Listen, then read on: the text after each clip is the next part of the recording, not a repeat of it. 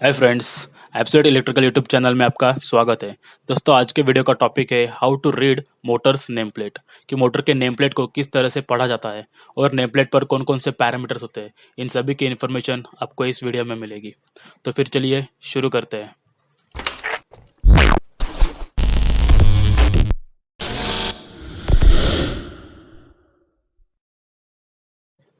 तो दोस्तों, यह एक इंडक्शन मोटर की नेम प्लेट है और आई थिंक इसमें सारे के सारे पैरामीटर्स कंक्लूडेड है। तो दोस्तों, सबसे पहले ऊपर लिखा है ये सीमेंस। ओके, तो सीमेंस यह एक मैन्युफैक्चरिंग कंपनी का नाम है। ओके, सीमेंस कंपनी ने इस मोटर को मैन्युफैक्चर किया है, इसलिए उसका नाम सबसे ऊपर है। वैसे ही कुछ स्पेशल मोटर्स है जिनको इंडिया में ज़्यादातर प्रेफर किया जाता है। ओके, तो वैसे सीमेंस है, एनजीएफ है, एबीबी है, क्रॉम्पटन ग्रीव्स है, फिर भारत बिजली है और जनरल इलेक्ट्रिक है। ओके दोस्तों, तो ये कुछ फेमस मैन्युफैक्चरिंग कंपनीज है। उसके बाद है, लिखा है यहाँ पर मेड इन इंडिया। इस मोटर को इंडिया में मैन्युफैक्चर किया गया है। और उसके आगे यहाँ पर मोटर का टाइप लिखा है कि यह मोटर अपनी 3 फेज इंडक्शन मोटर है। ओके, ये 3 फेज सप्लाई पर वर्क करती है, इसलिए 3 फेज इंडक्शन मोटर। दोस्तों, उसके बाद यहाँ पर लिखा है फ्रेम 250 एम। तो दोस्तों, फ्रेम 250 एम का मतलब क्या है? दोस्तों, फ्रेम यह फ्रेम साइज को बताता है, मोटर की फ्रेम साइज को बताता है। ओके, देखिए, अगर आपकी कोई भी मोटर डैमेज हो जाती है, सपोज आपकी मोटर की वाइंडिंग जल जाती है या कोई भी फिजिकल प्रॉब्लम आ जाता है या कोई फॉल्ट हो जाता है, अगर आपको उस मोटर को रिप्लेस करना है दूसरी वाली मोटर से, तो हम वो दूसरी वाली मोटर पे हमारे इस मोटर की फ्रेम साइज चेक करेंगे। ओके, तो अगर दोनों भी मोटर की ये फ्रेम साइज अगर इक्वल आती है, तभी हम नई वाली मोटर को पुरानी वाली मोटर की जगह लोकेट कर सकते हैं। दोस्तों, फ्रेम साइज से हमें क्या पता चलता है? अगर दोनों मोटर की फ्रेम साइज अगर इक्वल होती है, तो ये जो दो नट बोल्टिंग प्रोविजन दिख रही है आपको ये बेस प्लेट में, इन दोनों के बीच का ये जो डिस्टेंस है वो सेम रहता है दोनों भी मोटर के केस में, अगर उनकी फ्रेम साइज इक्वल है तो फिर ये जो रोटर है, इसके सेंटर पॉइंट से लेकर ये बेस प्लेट तक उसका जो डिस्टेंस है वो भी इक्वल रहता है। और दूसरी चीज, ये जो शाफ्ट है, ये शाफ्ट की जो लेंथ है, वो लेंथ भी इक्वल होती है। कब? जब आपकी फ्रेम साइज दोनों भी मोटर की अगर इक्वल है तो। फिर इस 250 का क्या मतलब है? दोस्तों, इस 250 का मतलब है रोटर के सेंटर पॉइंट से लेकर उसके बेस प्लेट तक का जो डिस्टेंस है, वो है 250 mm। ओके, फ्रेम साइज में दोस्तों बताने के लिए बहुत कुछ है, लेकिन इस वीडियो में इसको इंक्लूड नहीं करूंगा क्योंकि वीडियो बहुत बड़ी हो जाएंगी। मैं फ्रेम साइज के ऊपर आपके लिए नई वीडियो बनाऊंगा। दोस्तों, उसके बाद अगला पैरामीटर है IMB3, लिखा है यहाँ पर। दोस्तों, तो IMB3 का मतलब है, यह आपके मोटर के माउंटिंग टाइप को डिनोट करता है। माउंटिंग टाइप है IMB3। तो B3 का मतलब क्या है? B3 का मतलब है फुट माउंटेड मोटर। ओके, यह फुट माउंटेड मोटर का मतलब होता है B3 टाइप। और अगर आपके नेम प्लेट पर B5 टाइप लिखा होगा, तो उसका मतलब यह होता है फ्लेंज माउंटेड मोटर। तो फुट माउंटेड मोटर और फ्लेंज माउंटेड मोटर में क्या अंतर है? अगर आपकी मोटर फुट माउंटेड मोटर है, तो उसका मतलब मोटर को माउंटिंग के लिए इस तरह के फुट रहते हैं। ओके, अगर आपके मोटर को इस तरीके से फुट्स रहेंगे, तो उसको फुट माउंटेड मोटर या B3 मोटर बोला जाता है। और अगर आपकी मोटर को इस तरह का अगर फ्लेंजेस रहेंगे, तो आपकी मोटर को फ्लेंज माउंटेड मोटर बोला जाता है या B5 टाइप मोटर बोला जाता है। ओके, B3 टाइप और B5 टाइप में यही अंतर है कि फुट माउंटेड मोटर और फ्लेंज माउंटेड मोटर। और फुट माउंटेड मोटर और फ्लेंज माउंटेड मोटर का डिफरेंस आपको इस इमेज में दिख रहा है। दोस्तों, फिर अगला पैरामीटर है IP55। ओके, तो दोस्तों, IP55 का मतलब होता है हमारे मोटर की इंग्रेस प्रोटेक्शन। ओके, IP का फुल फॉर्म होता है इंग्रेस प्रोटेक्शन। ओके दोस्तों, इंग्रेस प्रोटेक्शन का मतलब क्या है? यह इंग्रेस प्रोटेक्शन आपके मोटर की डस्ट और वाटर से प्रोटेक्शन को डिनोट करता है। ओके, IP का फुल फॉर्म है इंग्रेस और प्रोटेक्शन। फिर ये 55, ये 2 डिजिट से ये क्या डिनोट करता है? तो सबसे पहले ये जो डिजिट है, ये यह डिनोट करता है कि आपकी मोटर डस्ट से कितनी प्रोटेक्टेड है। ओके, कितने हद तक वो डस्ट से प्रोटेक्टेड रहेगी।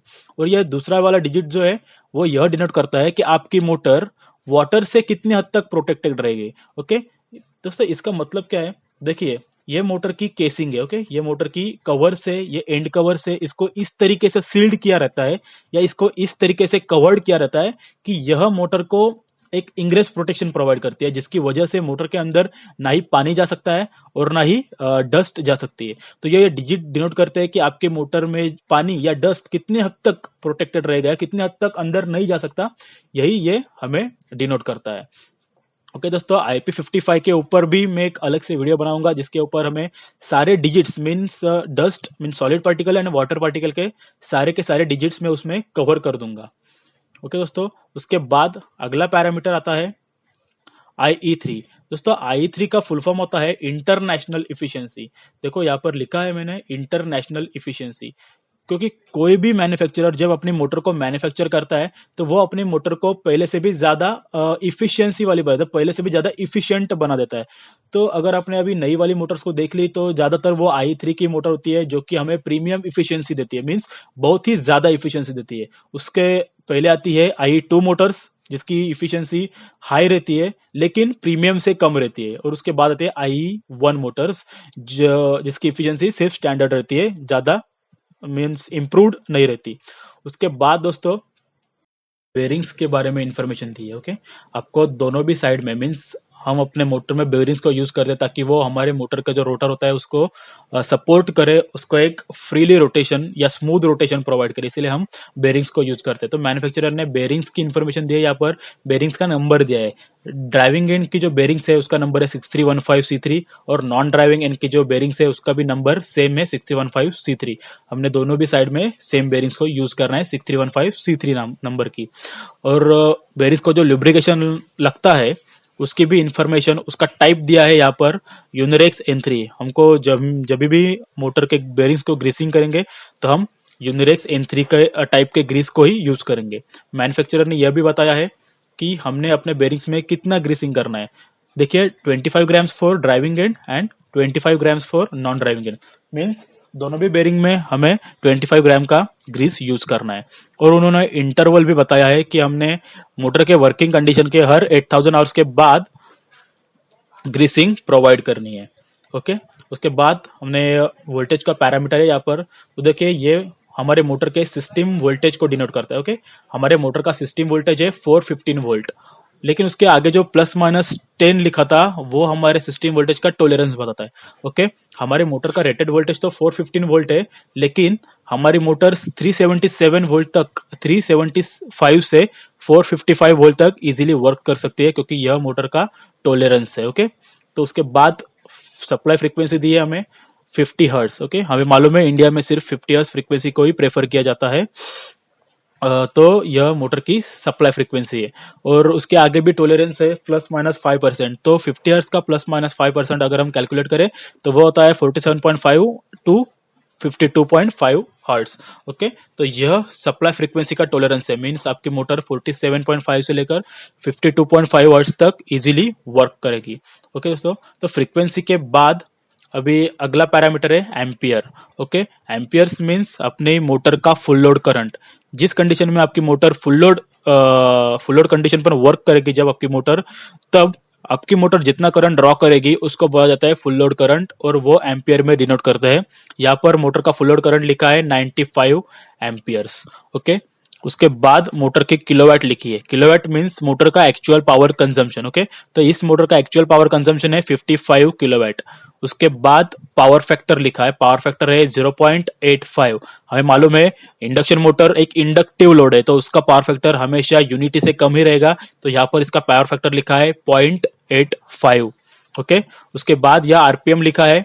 आरपीएम का फुल फॉर्म होता है रिवॉल्यूशंस पर मिनट। ओके, तो यह मोटर की स्पीड को डिनोट करता है। आपकी मोटर की स्पीड कितनी है, तो 1484।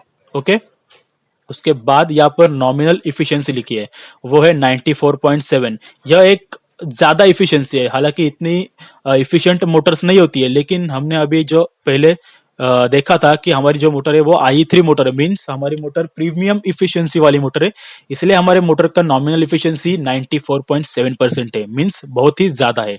उसके बाद यहाँ पर लिखा है केजी, मींस ये हमारे मोटर का वेट है 410 किलोग्राम्स। उसके बाद हमें इंसुलेशन क्लास के बारे में बताया। दोस्तों इंसुलेशन क्लास क्या होता है, हमारी जब मोटर को मैन्युफैक्चर किया जाता है तो उसके वाइंडिंग्स में जो इंसुलेशन यूज किया जाता है उसका क्लास है या उसका टाइप है F। ओके, तो F क्लास इंसुलेशन का मतलब होता है कि हमारी जो मोटर होती है वो 155 डिग्री सेल्सियस तक इजीली हैंडल कर सकते हैं, या अपनी मोटर की जो वाइंडिंग की इंसुलेशन होती है वो 155 डिग्री सेल्सियस इजीली बियर कर सकती है। वैसे ही अगर आपकी मोटर की इंसुलेशन क्लास B रहेगी तो वह मोटर 130 डिग्री सेल्सियस तक हैंडल कर सकती है। अगर 130 से ज़्यादा टेम्परेचर जाता है तो डेफिनेटली वो आपकी मोटर को डैमेज देगी। ओके, उसके बाद एफ इंसुलेशन का तो 155 डिग्री सेल्सियस है, और अगर आपकी मोटर का इंसुलेशन एच है तो वह 180 डिग्री सेल्सियस तक टेम्परेचर हैंडल करेगी विदाउट डैमेजिंग एनी इंसुलेशन।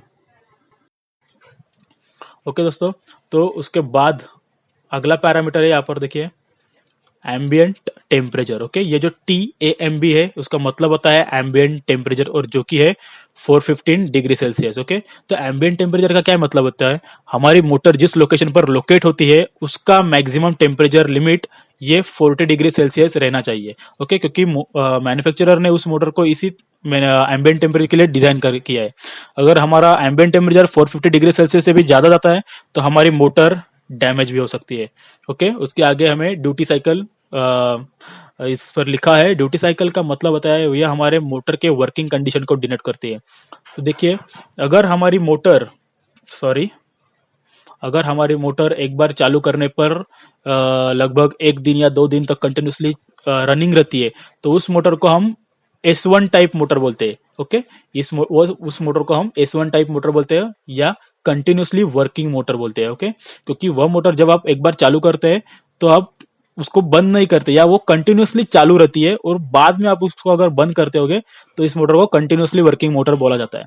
फिर आपको एक एग्जांपल दिया है मैंने यहाँ पर S2 ड्यूटी साइकिल का। S2 duty cycle means intermittent working of motor. Okay, अगर आपकी मोटर इंटरमिटेंटली वर्क कर रही है मीन्स एक बार चालू करने पर उसको हम बंद करते हैं, उसके बाद वापस हम उसको चालू करते हैं, या फिर बंद करते हैं, वापस हम चालू करते हैं, फिर बंद करते हैं, ऐसा अगर किसी भी मोटर का ऑपरेशन रहेगा तो उसको इंटरमिटेंट वर्किंग बोला जाता है, या उसको S2 क्लास बोला जाता है। ओके फ्रेंड्स, तो यह है हमारी पूरी ड्यूटी साइकिल, और यह पूरी इंफॉर्मेशन है इस मोटर के नेम प्लेट के ऊपर।